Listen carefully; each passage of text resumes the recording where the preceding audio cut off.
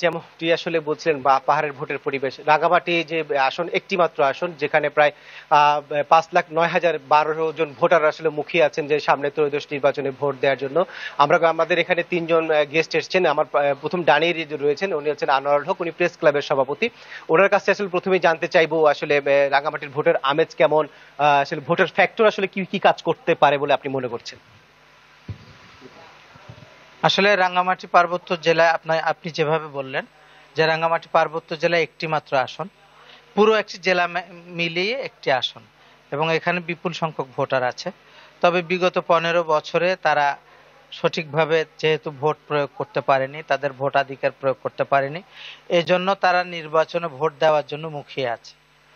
এবং ইতিমধ্যে আপনারা জানেন যে ইতিমধ্যে জামাতের যিনি প্রার্থী অ্যাডভোকেট মোক্তার আহমেদ, উনি গত 2-3 মাস যাবতই এখানে বিভিন্ন উপজেলায় এবং গ্রামে গঞ্জে গিয়ে ওনার নির্বাচনী প্রচারণা চালাচ্ছেন। এরপরে রিসেন্টলি আমরা দেখলাম যে বিএনপি থেকে 236 জন প্রার্থীর নাম ঘোষণা করার পর লাকিলি আমরা রাঙ্গামাটি থেকেও একজন প্রার্থী পেয়েছি, যিনি অ্যাডভোকেট দীপেন দেওয়ান। উনিও বিএনপির একজন অত্যন্ত স্বনামধন্য নেতা। ওনারা দুজনেই ইতিমধ্যে প্রচারণায় নেমেছেন। তবে রাঙ্গামাটি পার্বত্য জেলা সহ 3 পার্বত্য জেলায় ভোটের আমেজ আসার জন্য এটা কিন্তু অন্য মানে আদার্স মানে 54 আউট অফ 64 ডিস্ট্রিক্ট, অন্য অন্য জেলাগুলোতে 61টি জেলায় নির্বাচনে আমেজ একরকম, পার্বত্য চট্টগ্রামের নির্বাচনের আমেজ আর এক রকম। যেহেতু এখানে নির্বাচনে অংশগ্রহণের জন্য অন্তত 2টি আঞ্চলিক দল আছে যারা সাধারণত নির্বাচনে অংশগ্রহণ করে থাকে। এবং আপনারা জানেন ইতিমধ্যে এখান থেকে একবার জনসংহতি সমিতির একজন প্রার্থী এমপি নির্বাচিত হয়েছিলেন, যে কারণে জনসংহতি সমিতি এবং ইউপিডিএফ 2টি আঞ্চলিক দলই এখানকার জন্য ফ্যাক্টর। তবে আমরা এখনো ওনাদের কোনো আওয়াজ দেখতে পাচ্ছি না, যেহেতু ওনাদেরকে দেখা যাচ্ছে না, সেই জন্য নির্বাচনী আমেজটা ওইভাবে আসতেছে না। আশা করা যায় ওনারা প্রার্থী ঘোষণা করলে আরো আমরা বেশি আমেজ দেখতে পাবো। ধন্যবাদ আপনাকে। আসলে আমার বামেই রয়েছেন যে সুজনের একজন প্রতিনিধি, যিনি জেলা কমিটির সদস্য কক্সি তালুকদার। আমরা তার সাথে কথা বলার চেষ্টা করব। আসলে কেমন প্রার্থী বা কি ধরনের প্রার্থী হওয়া উচিত বলে মনে করেন আপনি, যদি একটু বলতেন। Thank you.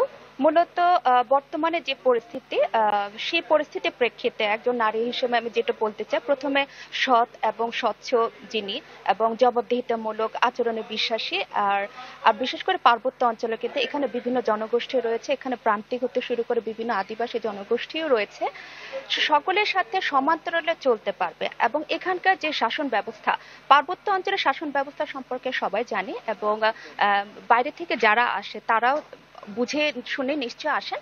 এবং বর্তমানে আমাদের যারা কন্টেস্ট করবেন তারা সেটাকে ব্যালেন্স করে চলতে পারবেন, এবং সর্বোপরি সম্প্রীতি এবং সহনশীল একটা পরিবেশের জন্য ওরা গুরুত্ব প্রদান করবেন। এবং এখানকার যে বিভিন্ন ক্লাইমেট চেঞ্জ ইস্যুগুলো হচ্ছে, ল্যান্ডস্লাইড গুলো হচ্ছে, ওগুলোতে তারা দুঃখ পাবেন, কাপ্তাই লেকে সবকিছুর জন্য ওরা সংগতি রেখে চলবেন। এ ধরনের একটা পরিবেশ আমরা চাচ্ছি। ধন্যবাদ। আসলে আমরা একজন কথা বলতে চাইবো যে যিনি রয়েছেন আমার ডানে, যিনি হচ্ছেন দুপ্রর সভাপতি রাঙ্গামাটি জেলা কমিটি। আসলে প্রার্থীদের আসলে যে ভোটের আগে তাদের যে তাদের সম্পদের হিসাব নিয়ে আসলে কিছু বলবেন কিনা? অবশ্যই। পার্বত্য চট্টগ্রাম সহ দেশের অন্যান্য অঞ্চলে আমরা দেখতে পেলাম যে আমাদের দেশের মৌলিক সমস্যাটা হচ্ছে আসলে দুর্নীতির সমস্যা।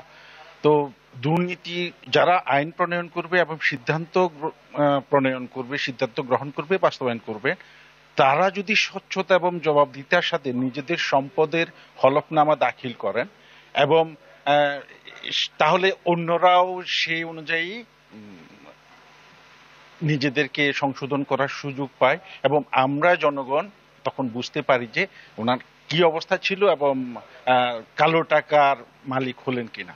এই স্বচ্ছতাটা তৈরি করাটা খুবই জরুরি নির্বাচনে। আর রাঙ্গামাটির ক্ষেত্রে আরেকটা বড় যে বিষয় দরকার সেটা হচ্ছে এটা যেন বন্টনটা যেন একটু সমভাবে হয় এবং রাঙ্গামাটিটা বৈচিত্র্যের এই শহরটা যেন আমরা সাম্প্রদায়িক সম্প্রীতি মিলে যেন অটুট থাকে নির্বাচনে। আমাদের এটাই প্রার্থী এবং আমাদের প্রার্থীর কাছে এটাই প্রত্যাশা। যেমনটি আসলে শুনছিলেন যে এখানকার সবাই আসলে সবকিছু মিলে একজন যোগ্য প্রার্থীকে আসলে ভোট দিবেন ভোটাররা, এমনটাই প্রত্যাশা করছেন এখানকার সুশীল সমাজ। এই ছিল রাঙ্গামাটি থেকে আমার কাছে সবশেষ তথ্য।